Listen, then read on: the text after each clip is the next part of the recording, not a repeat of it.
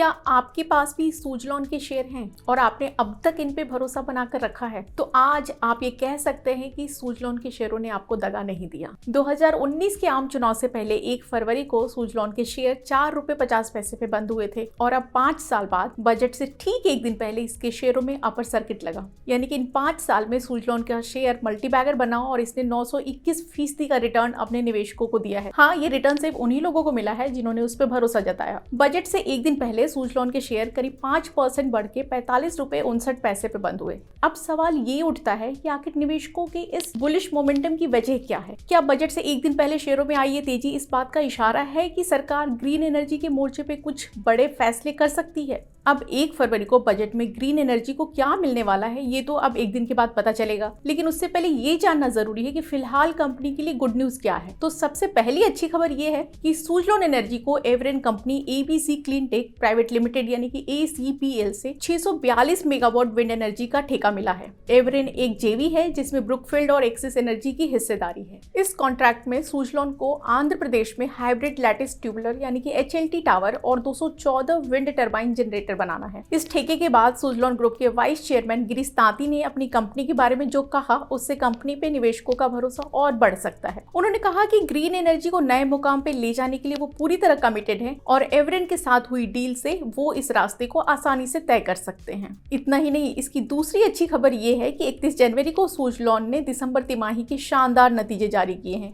अक्टूबर 2023 से लेकर दिसंबर 2023 की जो तिमाही थी उसमें कंपनी का कंसोलिडेट नेट प्रॉफिट 160% बढ़ के 203 करोड़ रुपए पे पहुंच गया। कंपनी ने रेगुलेटर को दी गई जानकारी में बताया कि पिछले साल की समान तिमाही में उसे 78 करोड़ रुपए का मुनाफा हुआ था। अगर हम इसके शेयरों के परफॉर्मेंस की बात करें तो निवेशकों को और खुशी होगी। पिछले एक महीने में इसके शेयर 20% तक चढ़ गए, जबकि एक साल में इसने 405% का रिटर्न दिया है। सूजलॉन के लिए तीसरी और सबसे इंपॉर्टेंट बात यह है कि सरकार इस साल बजट में कुछ ऐसे ऐलान कर सकती है जिससे ग्रीन एनर्जी को फायदा हो सकता है। ऑयल एंड गैस सेक्टर को उम्मीद है कि वित्त मंत्री निर्मला सीतारमण अंतरिम बजट में ग्रीन और सस्टेनेबल एनर्जी सेक्टर के लिए आवंटन बढ़ाएगी, यानी कि ज्यादा खर्च करेगी। सरकारी ऑयल कंपनियां नेट जीरो टारगेट पे फोकस कर रही हैं। ये कंपनियां रिन्यूएबल एनर्जी के सोर्स पे अपना पैसा ज्यादा खर्च कर रही हैं। वित्त मंत्री ने पिछले साल बजट में ऑयल मार्केटिंग कंपनियों के एनर्जी ट्रांजिशन पे 30,000 करोड़ रुपए का आवंटन किया था। हालांकि अभी तक ये पैसा ऑयल मार्केटिंग कंपनियों को मिला नहीं है। पावर सेक्टर को उम्मीद है कि इस बार सरकार रिन्यूएबल एनर्जी के सोर्सेज को इस्तेमाल करने के लिए और इसे और बढ़ावा देने के लिए कुछ नए उपायों का ऐलान कर सकती है। एनालिस्ट का भी मानना है कि सरकार को इस सेक्टर पे अपना खर्च बढ़ाना चाहिए। इससे एक तरफ रोजगार के मौके बढ़ेंगे तो दूसरी तरफ विंड और सोलर एनर्जी में डाइवर्सिफिकेशन आएगा।